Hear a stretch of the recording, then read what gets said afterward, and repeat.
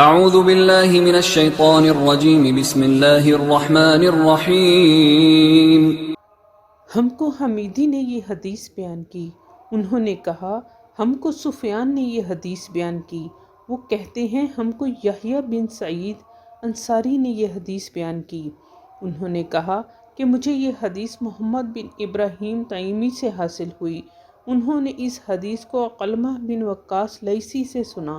ان کا بیان ہے کہ میں نے مسجد نبوی میں منبر رسول صلی اللہ علیہ وآلہ وسلم پر عمر بن خطاب رضی اللہ تعالیٰ عنہ کی زبان سے سنا، وہ فرما رہے تھے کہ میں نے جناب رسول اللہ صلی اللہ علیہ وآلہ وسلم سے سنا، آپ صلی اللہ علیہ وآلہ وسلم فرما رہے تھے کہ تمام اعمال کا دار و مدار نیت پر ہے اور ہر عمل کا نتیجہ ہر انسان کو اس کی نیت کے مطابق ہی ملے گا، بس جس کی ہجرت ترک وطن، دولت اور دنیا حاصل کرنے کے لیے ہو یا کسی عورت سے شادی کی غرض ہو، بس اس کی ہجرت انہی چیزوں کے لیے ہوگی جن کے حاصل کرنے کی نیت سے اس نے ہجرت کی ہے۔ ہم کو عبداللہ بن یوسف نے حدیث بیان کی، ان کو مالک نے ہشام بن عروہ کی روایت سے خبر دی، انہوں نے اپنے والد سے نقل کی، انہوں نے ام المومنین عائشہ صدیقہ رضی اللہ تعالی عنہا سے نقل کی، آپ نے فرمایا کہ ایک شخص حارث بن ہشام نامی نے نبی کریم صلی اللہ علیہ وآلہ وسلم سے سوال کیا تھا کہ یا رسول اللہ صلی اللہ علیہ وآلہ وسلم، آپ صلی اللہ علیہ وآلہ وسلم پر وحی کیسے نازل ہوتی ہے؟ آپ صلی اللہ علیہ وآلہ وسلم نے فرمایا کہ وحی نازل ہوتے وقت کبھی مجھ کو گھنٹی کی سی آواز محسوس ہوتی ہے اور وحی کی یہ کیفیت مجھ پر بہت چاک گزرتی ہے، جب یہ کیفیت ختم ہوتی ہے تو میرے دل و دماغ پر اس فرشتے کے ذریعے نازل شدہ وحی محفوظ ہو جاتی ہے، اور کسی وقت ایسا ہوتا ہے کہ فرشتہ بشکل انسان میرے پاس آتا ہے اور مجھ سے کلام کرتا ہے، بس میں اس کا کہا ہوا یاد رکھ لیتا ہوں۔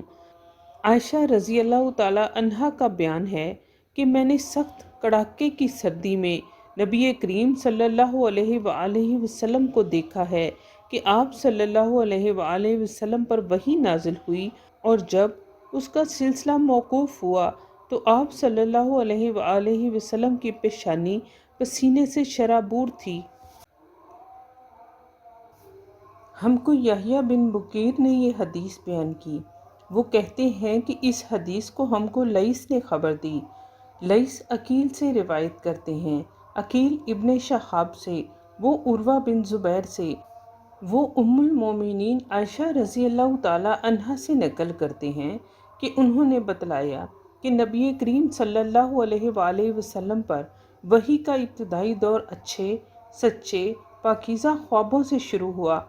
آپ صلی اللہ علیہ وآلہ وسلم خواب میں جو کچھ دیکھتے وہ صبح کی روشنی کی طرح صحیح اور سچا ثابت ہوتا، پھر من جانب قدرت آپ صلی اللہ علیہ وآلہ وسلم تنہائی پسند ہو گئے، اور آپ صلی اللہ علیہ وآلہ وسلم نے غار حرا میں خلوت نشینی اختیار فرمائی اور کئی دن اور رات وہاں مسلسل عبادت اور یاد الہی اور ذکر و فکر میں مشغول رہتے، جب تک گھر آنے کو دل نہ چاہتا توشہ ہمراہ لیے ہوئے وہاں رہتے۔ توشہ ختم ہونے پر ہی اہلیہ محترمہ خدیجہ رضی اللہ تعالیٰ عنہا کے پاس تشریف لاتے اور کچھ توشہ ہمراہ لے کر پھر وہاں جا کر خلوت گزیں ہو جاتے۔ یہی طریقہ جاری رہا یہاں تک کہ آپ صلی اللہ علیہ وآلہ وسلم پر حق منکشف ہو گیا، اور آپ صلی اللہ علیہ وآلہ وسلم غار حرا ہی میں قیام پذیر تھے کہ اچانک جبرائیل علیہ السلام آپ صلی اللہ علیہ وآلہ وسلم کے پاس حاضر ہوئے اور کہنے لگے کہ اے محمد پڑھو۔ آپ صلی اللہ علیہ وآلہ وسلم فرماتے ہیں کہ میں نے کہا کہ میں پڑھنا نہیں جانتا۔ آپ صلی اللہ علیہ وآلہ وسلم فرماتے ہیں کہ فرشتے نے مجھے پکڑ کر اتنے زور سے بھینچا کہ میری طاقت جواب دے گئی، پھر مجھے چھوڑ کر کہا کہ پڑھو، میں نے پھر وہی جواب دیا کہ میں پڑھا ہوا نہیں ہوں۔ اس فرشتے نے مجھ کو نہایت ہی زور سے بھینچا کہ مجھ کو سخت تکلیف محسوس ہوئی، پھر اس نے کہا کہ پڑھ۔ میں نے کہا میں پڑھا ہوا نہیں ہوں۔ فرشتے نے تیسری بار مجھ کو پکڑا اور تیسری مرتبہ پھر مجھ کو بھیجا، پھر مجھے چھوڑ دیا اور کہنے لگا کہ پڑھو اپنے رب کے نام کی مدد سے جس نے پیدا کیا اور انسان کو خون کی پھٹکی سے بنایا۔ پڑھو اور آپ کا رب بہت ہی مہربانیاں کرنے والا ہے۔ بس یہی آیتیں آپ صلی اللہ علیہ وآلہ وسلم جبرائیل علیہ السلام سے سن کر اس حال میں غار حرا سے واپس ہوئے کہ آپ صلی اللہ علیہ وآلہ وسلم کا دل اس انوکھے واقعہ سے کانپ رہا تھا۔ آپ صلی اللہ علیہ وآلہ وسلم خدیجہ کے ہاں تشریف لائے اور فرمایا کہ مجھے کمبل اوڑھا دو، مجھے کمبل اوڑھا دو۔ لوگوں نے آپ صلی اللہ علیہ وآلہ وسلم کو کمبل اوڑھا دیا۔ جب آپ صلی اللہ علیہ وآلہ وسلم کا ڈر جاتا رہا تو آپ صلی اللہ علیہ وآلہ وسلم نے اپنی زوجہ محترمہ خدیجہ رضی اللہ تعالی عنہا کو تفصیل کے ساتھ یہ واقعہ سنایا اور فرمانے لگے کہ مجھ کو اپنی جان کا خوف ہو گیا ہے۔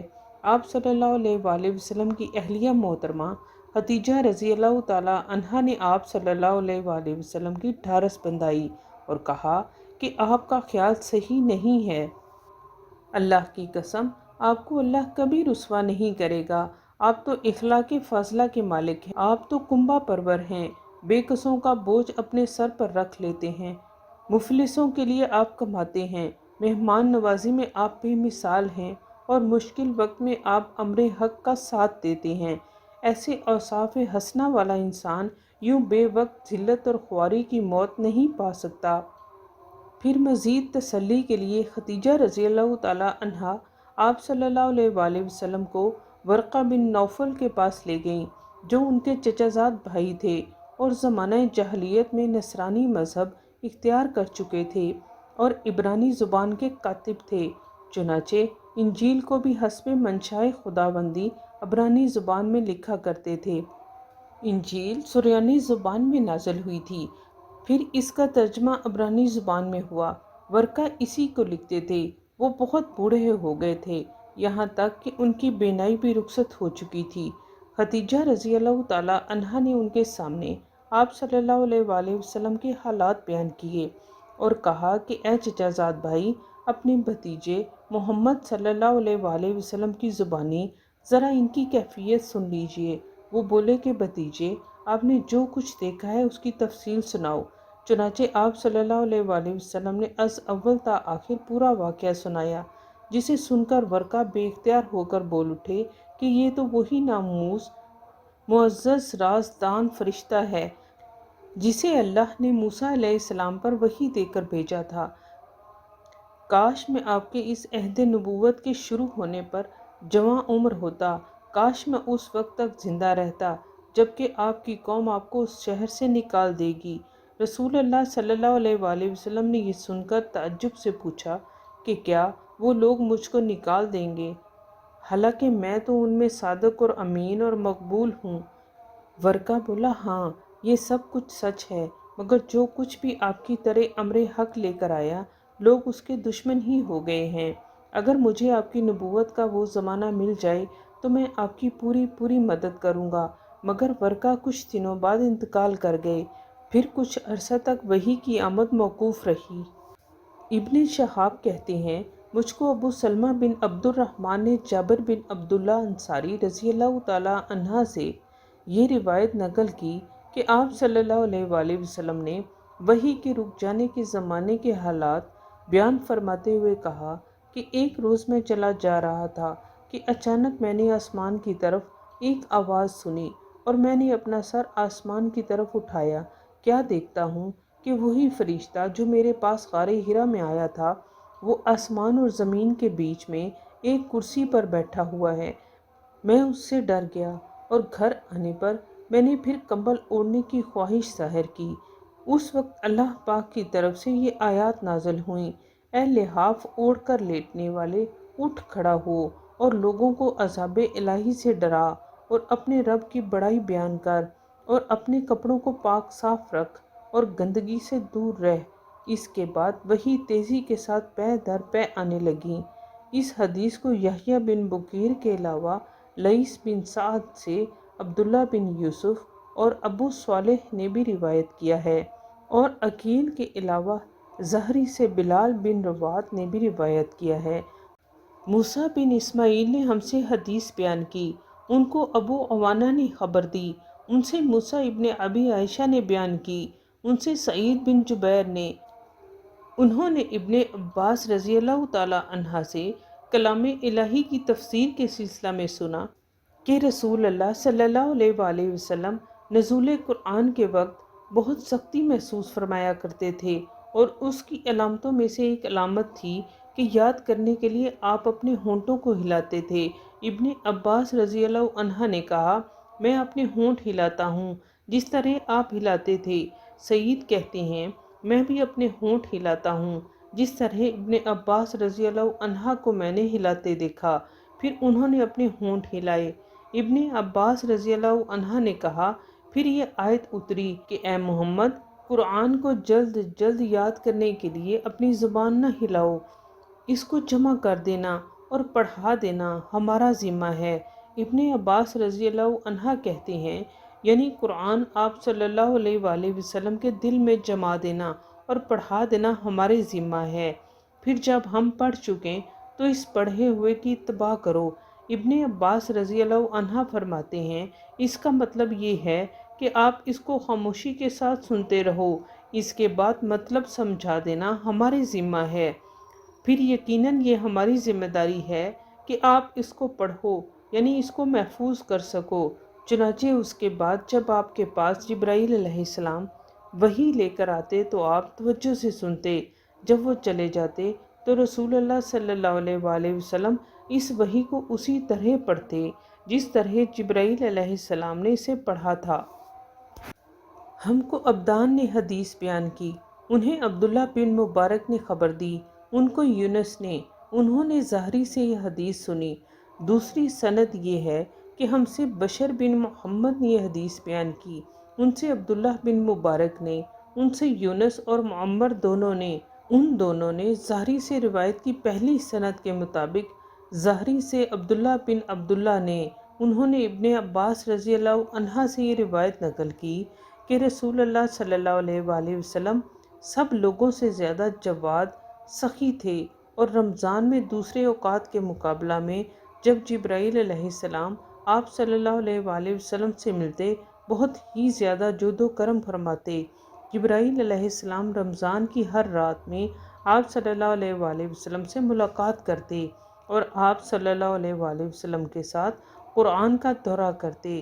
غرض نبی کریم صلی اللہ علیہ وآلہ وسلم لوگوں کو بھلائی پہنچانے میں بارش لانے والی ہوا سے بھی زیادہ جود و کرم فرمایا کرتے تھے۔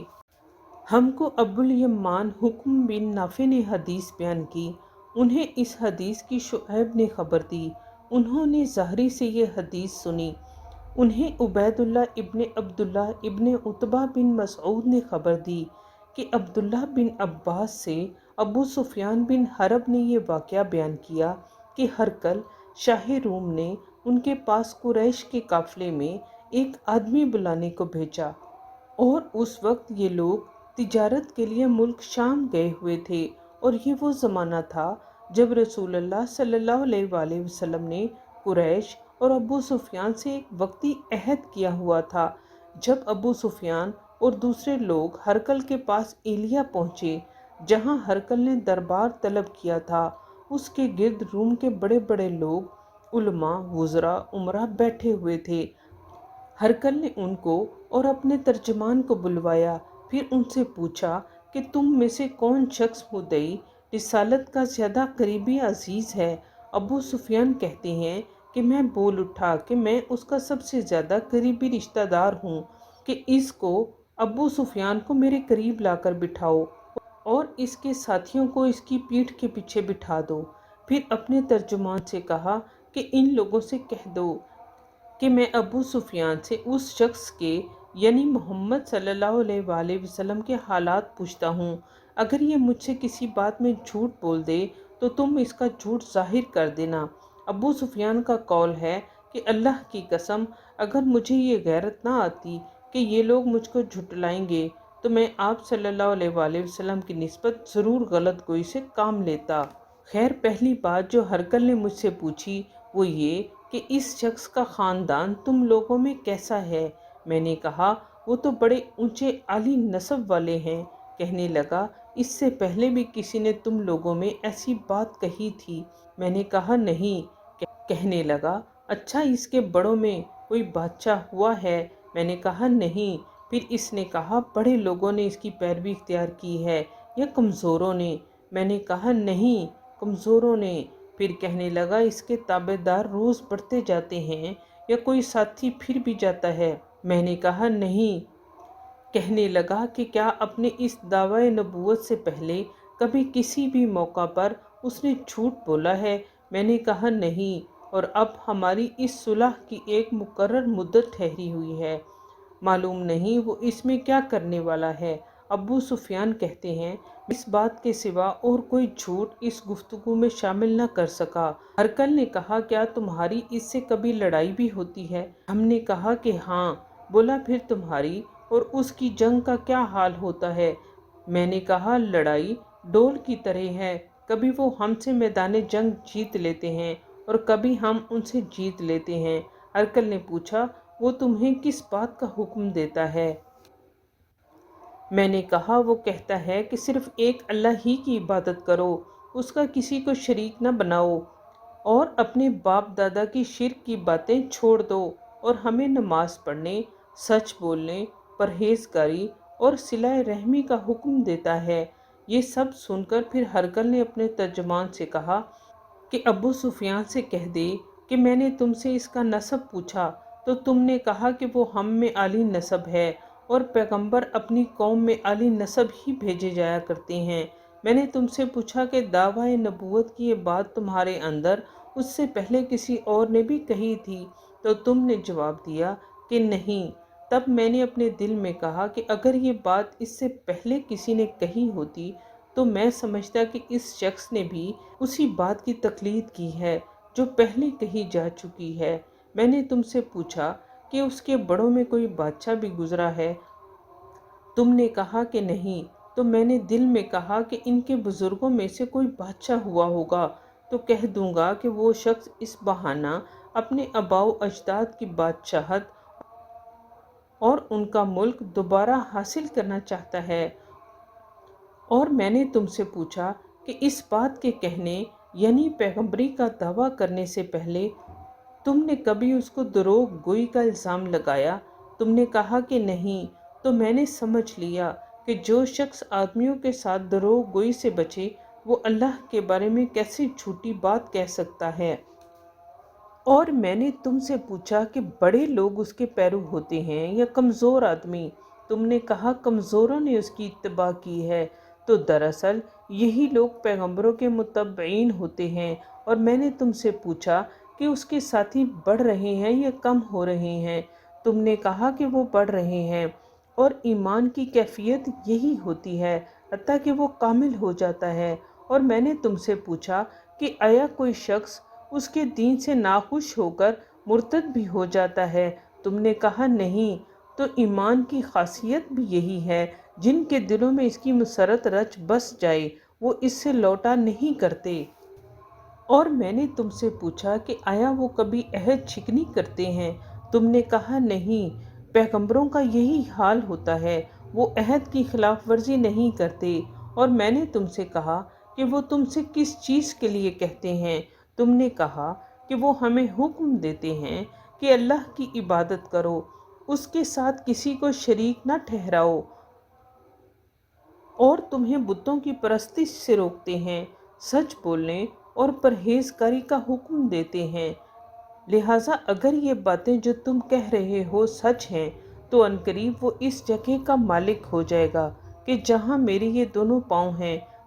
مجھے معلوم تھا کہ وہ پیغمبر آنے والا ہے، مگر مجھے یہ معلوم نہیں تھا کہ وہ تمہارے اندر ہوگا۔ اگر میں جانتا کہ اس تک پہنچ سکوں گا تو اس سے ملنے کے لیے ہر تکلیف گوارا کرتا۔ اگر میں اس کے پاس ہوتا تو اس کے پاؤں دھوتا۔ ہرقل نے رسول اللہ صلی اللہ علیہ وآلہ وسلم کا وہ خط منگایا جو آپ نے وہیہ کلبی رضی اللہ تعالیٰ عنہا کے ذریعہ حاکم بصری کے پاس بھیجا تھا، اور اس نے وہ ہرقل کے پاس بھیج دیا تھا۔ پھر اس کو پڑھا تو اس میں لکھا تھا، اللہ کے نام کے ساتھ جو نہایت مہربان اور رحم والا ہے۔ اللہ کے بندے اور اس کے پیغمبر محمد صلی اللہ علیہ وآلہ وسلم کی طرف سے یہ خط ہے شاہ روم کے لیے۔ اس شخص پر سلام ہو جو ہدایت کی پیروی کرے۔ اس کے بعد میں آپ کے سامنے دعوت اسلام پیش کرتا ہوں۔ اگر آپ اسلام لے آئیں گے تو دین و دنیا میں سلامتی نصیب ہوگی، اللہ آپ کو دوہرا ثواب دے گا، اور اگر آپ میری دعوت سے روگردانی کریں گے تو آپ کی رعایا کا گناہ بھی آپ ہی پر ہوگا۔ اور اے اہل کتاب، ایک ایسی بات پر آ جاؤ جو ہمارے اور تمہارے درمیان یکساں ہے، وہ یہ کہ ہم اللہ کے سوا کسی کی عبادت نہ کریں اور کسی کو اس کا شریک نہ ٹھہرائیں، اور نہ ہم میں سے کوئی کسی کو اللہ کے سوا اپنا رب بنائے۔ پھر اگر وہ اہل کتاب اس بات سے منہ پھیر لیں تو مسلمانوں، تم ان سے کہہ دو کہ تم مانو یا نہ مانو، ہم تو ایک اللہ کے اطاعت گزار ہیں۔ ابو سفیان کہتے ہیں، جب ہرقل نے جو کچھ کہنا تھا کہہ دیا اور خط پڑھ کر فارغ ہوا تو اس کے ارد گرد بہت شور و غوغا ہوا، بہت سی آوازیں اٹھیں اور ہمیں باہر نکال دیا گیا۔ تب میں نے اپنے ساتھیوں سے کہا کہ ابو کبشہ کے بیٹے نبی کریم صلی اللہ علیہ وآلہ وسلم کا معاملہ تو بہت بڑھ گیا۔ دیکھو تو اس سے بنی اصغر روم کا بادشاہ بھی ڈرتا ہے۔ مجھے اس وقت اس بات کا یقین ہو گیا کہ نبی کریم صلی اللہ علیہ وآلہ وسلم عنقریب غالب ہو کر رہیں گے، حتیٰ کہ اللہ نے مجھے مسلمان کر دیا۔ راوی کا بیان ہے کہ ابن ناطور ایلیہ کا حاکم، ہرقل کا مصائب اور شام کے نصاری کا لاٹ پادری بیان کرتا تھا کہ ہرقل جب ایلیہ آیا، ایک دن صبح کو پریشان اٹھا تو اس کے درباریوں نے دریافت کیا کہ آج ہم آپ کی حالت بدلی ہوئی پاتے ہیں، کیا وجہ ہے؟ ابن ناطور کا بیان ہے کہ ہرقل نجومی تھا، علم نجوم میں وہ پوری مہارت رکھتا تھا۔ اس نے اپنے ہم نشینوں کو بتایا کہ میں نے آج رات ستاروں پر نظر ڈالی تو دیکھا کہ ختنہ کرنے والوں کا بادشاہ ہمارے ملک پر غالب آ گیا ہے۔ بھلا اس زمانے میں کون لوگ ختنہ کرتے ہیں؟ انہوں نے کہا کہ یہود کے سوا کوئی ختنہ نہیں کرتا، سو ان کی وجہ سے پریشان نہ ہوں۔ سلطنت کے تمام شہروں میں یہ حکم لکھ بھیجیے کہ وہاں جتنے یہودی ہوں سب قتل کر دیے جائیں۔ وہ لوگ انہی باتوں میں مشغول تھے کہ ہرقل کے پاس ایک آدمی لایا گیا جسے شاہ غسان نے بھیجا تھا۔ اس نے رسول اللہ صلی اللہ علیہ وآلہ وسلم کے حالات بیان کیے۔ جب ہرقل نے سارے حالات سن لیے تو کہا کہ جا کر دیکھو وہ ختنہ کیے ہوئے ہے یا نہیں۔ انہوں نے اسے دیکھا تو بتلایا کہ وہ ختنہ کیا ہوا ہے۔ ہرقل نے جب اس شخص سے عرب کے بارے میں پوچھا تو اس نے بتلایا کہ وہ ختنہ کرتے ہیں۔ تب ہرقل نے کہا کہ یہی محمد صلی اللہ علیہ وآلہ وسلم اس امت کے بادشاہ ہیں جو پیدا ہو چکے ہیں۔ پھر اس نے اپنے ایک دوست کو رومیہ خط لکھا، اور وہ بھی علم نجوم میں ہرقل کی طرح ماہر تھا۔ پھر وہاں سے ہرقل حمص چلا گیا۔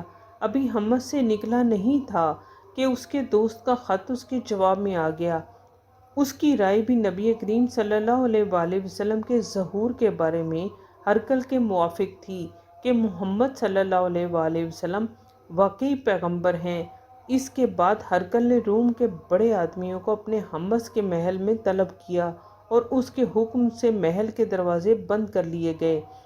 پھر وہ اپنے خاص محل سے باہر آیا اور کہا، اے روم والو، کیا ہدایت اور کامیابی میں کچھ حصہ تمہارے لیے بھی ہے؟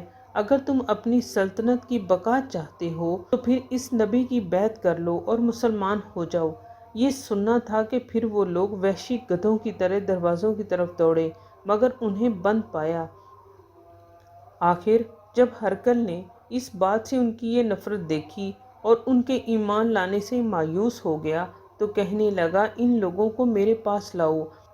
جب وہ دوبارہ آئے تو ان سے کہا، میں نے جو بات کہی تھی اس سے تمہاری دینی پختگی کی آزمائش مقصود تھی، سو وہ میں نے دیکھ لی۔ تب یہ بات سن کر وہ سب کے سب اس کے سامنے سجدے میں گر پڑے اور اس سے خوش ہو گئے۔ بالآخر ہرقل کی آخری حالت یہی رہی۔